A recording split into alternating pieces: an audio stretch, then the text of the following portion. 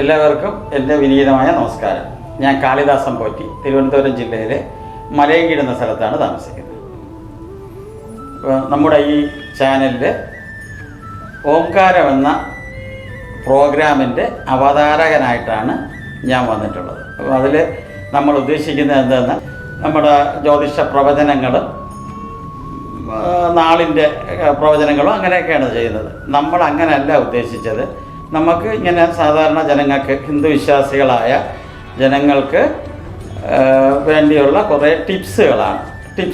കാരണം നമ്മളൊരു ക്ഷേത്രത്തിൽ പോയി ആചരിക്കേണ്ടത്, വീട്ടിൽ ആചരിക്കേണ്ടത്, രാവിലെ ഉറക്കം എണീക്കുമ്പോൾ തന്നെ നമ്മൾ ബെഡിലിരുന്ന് ചെയ്യേണ്ട കർമ്മങ്ങൾ, പഞ്ചാംഗം, അതുപോലെ രാശിചക്രം, ഓരോ രാശിയുടെയും പേര്, അങ്ങനെ കുറച്ച് കാര്യങ്ങൾ. നമുക്കിന്ന് പഞ്ചാംഗം എന്നാലെന്ത് അത് പഠിക്കാം. പഞ്ചാംഗം എന്നാലെന്ത്, പണ്ട് പഴമക്കാർക്കൊക്കെ പഞ്ചാംഗം നോക്കാൻ അറിയാമായിരുന്നു. ഈ കലണ്ടറൊക്കെ വരുന്നതിന് മുമ്പൊക്കെ വീടുകളിലൊക്കെ പഞ്ചാംഗം ഉണ്ടായിരുന്നു. കലണ്ടർ വന്നതിന് ശേഷവും പഞ്ചാംഗങ്ങളുണ്ടായിരുന്നു. ഇന്നത്തെ പുതുതലമുറയ്ക്ക് ഇതൊന്നും അറിയില്ല. പഞ്ചാംഗം എന്നാലെന്ത്, പഞ്ചാംഗം നോക്കേണ്ട രീതി എങ്ങനെ, ഇതൊന്നും അറിയാം. പഞ്ചാംഗം 5 അംഗങ്ങൾ ചേർന്നതാണ് പഞ്ചാംഗം. അത് നക്ഷത്രം, തിഥി, വാരം, കരണം, യോഗം എന്നീ 5 അംഗങ്ങൾ ചേർന്നതാണ് പഞ്ചാംഗം.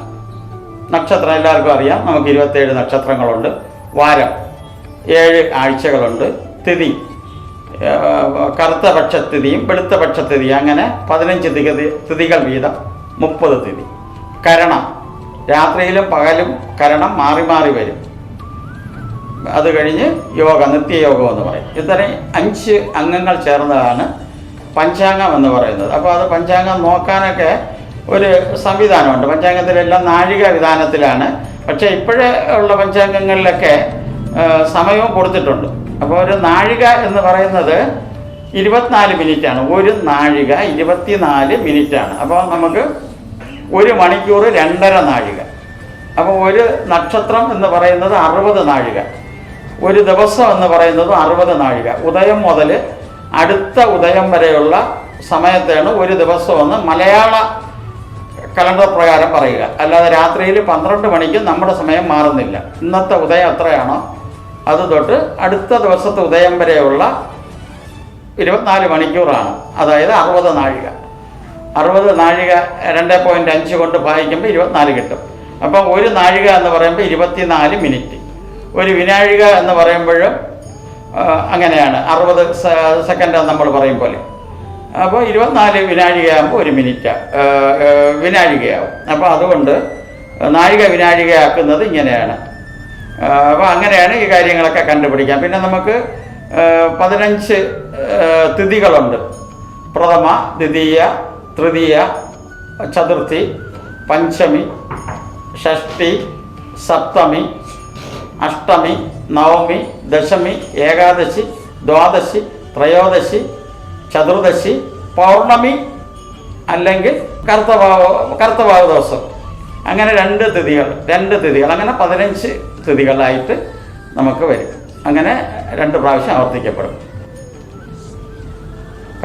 കറുത്ത പക്ഷത്തിഥിയും വെളുത്ത പക്ഷത്തിഥികളെന്നുണ്ട്. അപ്പോൾ കറുപ്പിൽ നിന്ന് വെളുപ്പിലേക്കുള്ള യാത്രയെ വെളുത്ത പക്ഷത്തിഥികളെന്നും, വെളുപ്പിൽ നിന്ന് കറുപ്പിലേക്കുള്ള യാത്രയെ കറുത്ത പക്ഷത്തിഥികളെന്നും വിളിക്കും. ആഴ്ചകൾ, ദിവസങ്ങളെയാണ് ഒരാഴ്ച എന്ന് പറയുന്നത്.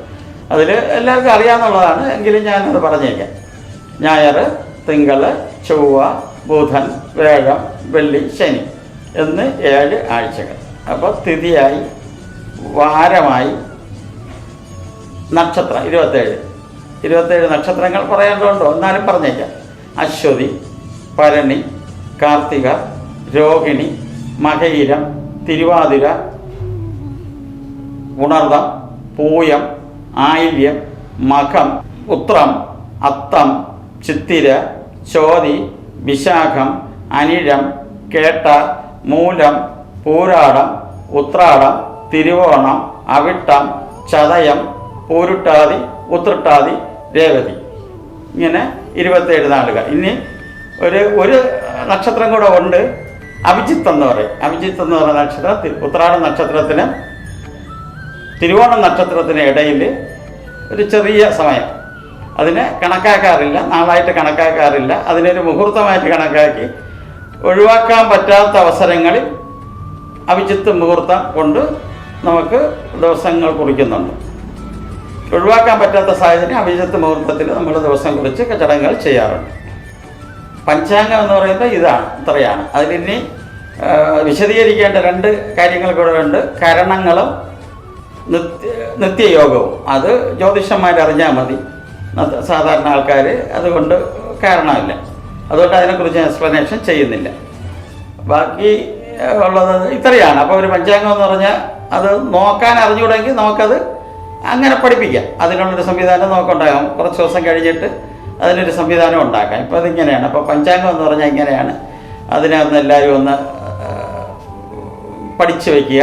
ഇന്നത്തെ എപ്പിസോഡ് എല്ലാവർക്കും ഇഷ്ടപ്പെട്ടെന്ന് കരുതുന്നു. അപ്പോൾ നിങ്ങളുടെ വിലയേറിയ അഭിപ്രായങ്ങളും നിർദ്ദേശങ്ങളും നമ്മുടെ കമൻറ്റ് ബോക്സിൽ രേഖപ്പെടുത്തുക. അതുപോലെ നിങ്ങൾക്കുള്ള സംശയങ്ങളും രേഖപ്പെടുത്തുക. ഞാൻ അടുത്ത ഇതിൽ അതിനുള്ള മറുപടി പറയാൻ ശ്രമിക്കാം.